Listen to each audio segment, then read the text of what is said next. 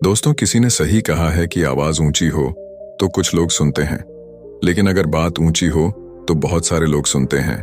नमस्कार दोस्तों, Bodhi thinks by YouTube channel में आपका दिल से स्वागत है। एक छोटी सी कहानी। ये कहानी एक लड़के की 24 साल का लड़का जो सेठ के यहाँ पर नौकरी करता था। उसके माँ बाप इस दुनिया में नहीं थे। जिंदगी बड़ी परेशानी में चल रही थी। वो जाता था, रोजाना पैसे कमा करके घर आता था, खाना बनाता था, खाता था, सो जाता था। एक दिन उसने देखा कि एक बूढ़ा फकीर अपनी पीठ पर 3 ठेले लेके एक शहर से दूसरे शहर की ओर जा रहा था। वह काफी बूढ़े भी थे और काफी देर से वह यूं ही सफर कर रहे थे और आखिरकार कुछ दूर और सफर करने के बाद वह चलते चलते थक कर एक पेड़ के नीचे बैठ गए। तभी उनकी नजर एक नौजवान युवक पर पड़ी जो उसी रास्ते से जा रहा था और वह भी उसी दिशा में जा रहा था जिस दिशा में उन बूढ़े फकीर को जाना था। तभी वह लड़का उन बूढ़े फकीर के पास से होकर गुजरा। इस पर वह फकीर उस लड़के से कहते हैं, सुनो बेटा, क्या तुम मेरी थोड़ी सी मदद कर सकते हो? ये ठेला बहुत भारी है और मैं बूढ़ा हो चुका हूं। मैं ज्यादा समय तक इनका बोझ नहीं उठा सकता और मैं बहुत थक भी चुका हूं। तो क्यों ना तुम मेरे एक ठेले को ले लो और मुझे उस दूसरे गांव तक पहुंचा दो। इसके बदले में मैं तुम्हें 3 स्वर्ण मुद्राएं दूंगा। वह लड़का उन फकीर की सारी बातें सुनता है और उन फकीर से कहता है, कोई बात नहीं बाबा, मैं आपकी मदद करने के लिए तैयार हूं। कहिए आपको कहां जाना है? ऐसा कहकर उस लड़के ने उन फकीर का एक ठेला उठा लिया और अपने कंधे पर ले लिया। तभी उस जवान लड़के को यह एहसास हुआ कि यह ठेला तो सचमुच बहुत भारी है। वह लड़का और फकीर दोनों रास्ते में आगे की ओर बढ़ चले। कुछ दूर आगे चलने के बाद देखते ही देखते वह गांव खत्म होने लगा और अब एक सुनसान रास्ता आगे की ओर जा रहा था। वे दोनों अपने मार्ग में मस्त होकर आगे की ओर बढ़ रहे थे। जब भीड़ से पूरी तरह से अलग हो गए तो वह लड़का उन फकीर से कहता है, बाबा, इस ठेले में आखिर ऐसा क्या रखा है जो ये ठेला इतनी वजन है? इस पर वह फकीर आदमी उस लड़के को जवाब देते हुए कहते हैं, कुछ नहीं बेटा, बस इसमें तांबे के कुछ सिक्के भरे हुए हैं, इसी कारण ये ठेले में बहुत वजन है। उन फकीर की यह बात सुनकर वह लड़का मन ही मन सोचने लगा, लगता है ये बाबा जरूर कोई व्यापारी है, तभी तो इतने सारे तांबे के सिक्के लेकर चल रहे हैं। और फिर तभी उसके मन में एक ख्याल आया कि मुझे क्या करना है। मुझे तो खाली यह ठेला दूसरे गांव तक पहुंचा है, बस इतना ही। जैसे ही उसके मन में यह ख्याल आया, उसने तांबे के सिक्कों का वह ख्याल मन से निकाल दिया और अपनी धुन में मस्त होकर वह आगे की ओर चलने लगा। चलते चलते कुछ और समय बीता और वे दोनों एक नदी के किनारे जा पहुंचे। वह लड़का हट्टा कट्टा था और काफी चुस्त और तंदुरुस्त भी था, इसलिए वह बिना सोचे समझे उस नदी में उतर जाता है, किंतु वह फकीर अब भी किनारे पर ही खड़े थे। इस पर वह लड़का उन फकीर से कहता है, क्या हुआ बाबा, चलिए आइए, हमें यह नदी पार करनी होगी, तभी तो हम उस गांव तक पहुंच पाएंगे। इस पर वह फकीर उस लड़के से कहते हैं, मैं जानता हूं बेटा कि हमें यह नदी पार करनी ही होगी, लेकिन जैसा कि तुम जानते हो मैं अब बूढ़ा हो चुका हूं और 2-2 ठेले लेकर मैं यह नदी पार नहीं कर सकता। कहीं मेरा पांव फिसल गया तो क्या होगा? क्या तुम मेरी एक और गठरी ले सकते हो? मैं तुम्हें इसके बदले भी 3 स्वर्ण मुद्राएं दूंगा। इस पर वह लड़का मुस्कुराते हुए उन फकीर से कहता है, बाबा, आप मुझे शर्मिंदा कर रहे हैं। यदि आप मुझे स्वर्ण मुद्राएं ना भी दें तो भी मैं आपका कार्य अवश्य करूंगा। मैं आपको उस दूसरे गांव तक जरूर पहुंचाऊंगा। इस पर वो फकीर मुस्कुराते हुए उस लड़के से कहते हैं, बेटा, तुम तो बड़े ही भले इंसान लगते हो। इतना कहकर उन्होंने वह दूसरी गठरी भी उस लड़के को थमा दी। उस लड़के ने जब वह दूसरी गठरी अपने कंधे पर रखी तो वह गठरी भी उसे बहुत ज्यादा भारी लगी, लेकिन उसने वहां पर कुछ नहीं कहा।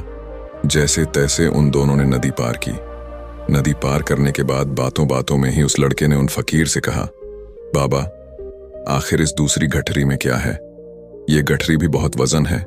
इस पर वह फकीर उस लड़के को जवाब देते हुए कहते हैं, बेटा, इसमें चांदी के सिक्के हैं, इसी कारण यह गठरी भी बहुत वजन है। उन फकीर की यह सारी बातें सुनकर अब उस लड़के का दिमाग तेजी से काम करने लगा था। वह यह सोच रहा था कि एक ठेले में तांबे के सिक्के हैं और दूसरी में चांदी के। ऐसा प्रतीत होता है मानो यह फकीर बाबा कहीं दूर से आ रहे हैं और उन्होंने अपनी सारी जमीन जायदाद बेचकर ये सारे सिक्के इकट्ठे किए हैं, तभी तो वह इतना धन लेकर चल रहे हैं। लेकिन वह लड़का उन फकीर से कुछ नहीं कहता और वे दोनों चुपचाप मार्ग में आगे की ओर बढ़ते चले जाते हैं। कुछ दूर आगे बढ़ने के बाद एक बार फिर एक सुनसान राह आती है। उस सुनसान रास्ते को देखते ही उस लड़के के मन में तरह तरह के विचार उत्पन्न होने लगे। वह यह सोचने लगा, अरे यह तो सुनसान जगह है, अगर मैं यह सिक्के लेकर यहां से भाग जाऊं तो यह फकीर मुझे कब तक दौड़ाएंगे। मुझे नहीं लगता कि मुझे कभी पकड़ पाएंगे और यहां पर कोई है भी नहीं जो इनकी मदद कर पाए। और वैसे भी ये बहुत सारे सिक्के हैं, मैं इनसे एक अच्छी दुकान खरीद सकता हूं, अपना नया व्यापार शुरू कर सकता हूं। और वैसे भी ये बूढ़ा फकीर अब इन पैसों का क्या करेगा, इससे अच्छा तो मैं ही इन्हें रख लेता हूं। वह लड़का यह सब बारे में सोच ही रहा था, तभी अचानक उसे खुद पर आश्चर्य हुआ। अरे मैं यह क्या सोच रहा हूं, यह फकीर बाबा न जाने कहां से आ रहे हैं और क्या खूच करके इन्होंने इतने सारे पैसे इकट्ठा किए होंगे। मुझे इनका फायदा नहीं उठाना चाहिए।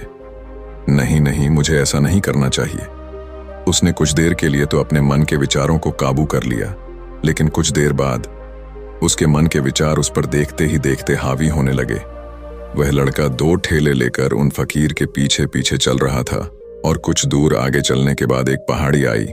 इस पर वह फकीर बाबा उस लड़के से कहते हैं, बेटा यह पहाड़ी मैं नहीं चढ़ पाऊंगा, मैं काफी बूढ़ा हो चुका हूं और मेरे घुटनों में भी दर्द रहता है।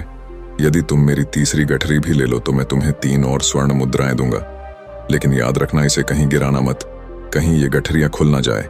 इस पर वह लड़का उन फकीर से कहता है, क्यों बाबा, आखिर इसमें ऐसा क्या है। इस पर वह फकीर उस लड़के से कहते हैं, बेटा इसमें स्वर्ण मुद्राएं हैं। यह सुनकर वह लड़का मन ही मन बहुत प्रसन्न हुआ। उसने चुपचाप वह गठरी भी उन फकीर से ले ली और देखते ही देखते वे दोनों मार्ग में आगे की ओर बढ़ने लगे। अब वह फकीर बिना कोई वजन लिए हुए आराम से पहाड़ की चढ़ाई पर चढ़ रहे थे, किंतु वह नौजवान लड़का जो पीछे था वह वजन के कारण बहुत धीरे धीरे चल पा रहा था। लेकिन जब से उसने सोने का नाम सुना था उसका मन तो छलांग मार रहा था। वह मन ही मन सोच रहा था, अगर मुझे यह सारा धन मिल जाए तो मेरा पूरा जीवन तो आराम से कट जाएगा। वैसे भी यह बाबा तो बूढ़े हो चुके हैं, भला इन्हें इतने पैसों की क्या जरूरत है, इनका जीवन तो वैसे भी कट चुका है। मैं एक काम करता हूं, यह सारे पैसे लेकर यहां से भाग जाता हूं। लड़के के मन में अनगिनत विचार उठ रहे थे। लड़के का मन अब उसकी बुद्धि पर पूरी तरह से हावी हो चुका था और उस लड़के का मन अपनी बात को सही साबित करने के लिए उससे कुछ भी कह रहा था। और तभी उस लड़के के मन में एक और विचार उत्पन्न हुआ और अब की बार वह लड़का यह सोच रहा था, लगता है यह फकीर बाबा कोई चोर है, वरना इनके पास इतनी सारे स्वर्ण मुद्राएं कहां से आएंगे। अगर ये कोई व्यापारी होते तो भला ये इस तरह से पैदल यात्रा तो नहीं करते, और अगर इनके पास इतने सारे पैसे थे तो यह कोई ना कोई साधन भी तो अवश्य कर सकते थे। लगता है ये कोई चोर है और चोर से चोरी करने में भला क्या बुराई है। यह सोचता हुआ वह लड़का अब उन फकीर से तेजी से आगे की ओर बढ़ रहा था और देखते देखते वह फकीर से आगे भी निकल चुका था। और वह यह सोच रहा था कि जैसे ही इस पहाड़ की ढलान आएगी मैं 3 गठरियां लेकर भाग जाऊंगा। इससे ये सारे पैसे मेरे हो जाएंगे और मेरी गरीबी भी हमेशा हमेशा के लिए दूर हो जाएगी। मैं जो चाहूंगा मैं वो कर पाऊंगा, मेरे पास बहुत सारा धन होगा। और देखते देखते वह दोनों पहाड़ की चोटी पर पहुंच गए और अब ढलान का रास्ता शुरू होने वाला था। तभी वह लड़का उन फकीर से नजरें बचाकर वह 3 गठरियां लेकर भागता हुआ आगे बढ़ गया। अब उसे अपना शरीर बहुत हल्का महसूस हो रहा था, मानो उसे उन 3 ठेलों का वजन तक न मालूम पड़ रहा हो। काफी दूर दौड़ते दौड़ते किसी तरह से वह अपने आप को बचते बचाते अपने घर पहुंचा। उसकी खुशी का कोई ठिकाना नहीं था। उसने सोचा, क्यों ना मैं जल्दी जल्दी इन गठरियां में से वो सारे पैसे निकाल लूं। यह सोचकर जब उसने गठरियां खोली तो पहली गठरी में उसे लोहे से जंग भरे हुए सिक्के मिले। यह देखकर उसे यकीन नहीं हुआ। इस पर उसने फटाफट दूसरी गठरी भी खोल डाली, उसमें भी उसे लोहे के जंग लगे हुए सिक्के ही निकले। यह सब देखकर वह लड़का बड़ा हैरान था। आखिर यह सब क्या हो रहा है? उन फकीर ने तो मुझसे और ही कुछ कहा था। अब उसने वह सोने वाली गठरी खोली और उसमें भी लोहे के जंग लगे हुए सिक्के ही निकले। यह देखकर वो लड़का बड़ा क्रोधित हुआ। उसने सोचा, उन फकीर ने मुझसे झूठ क्यों कहा? उन्होंने मुझसे ऐसा क्यों कहा कि एक में तांबे के सिक्के हैं, एक में चांदी के और तीसरे में स्वर्ण मुद्राएं हैं। वह यह सब सोच ही रहा था कि तभी उसकी नजर उस थैले में पड़े एक पत्र पर पड़ी। उसने वह पत्र उठाया और उस पत्र में लिखा था, यह पूरा नाटक ईमानदार व्यक्ति की खोज करने के लिए रचा गया है और मैं इस राज्य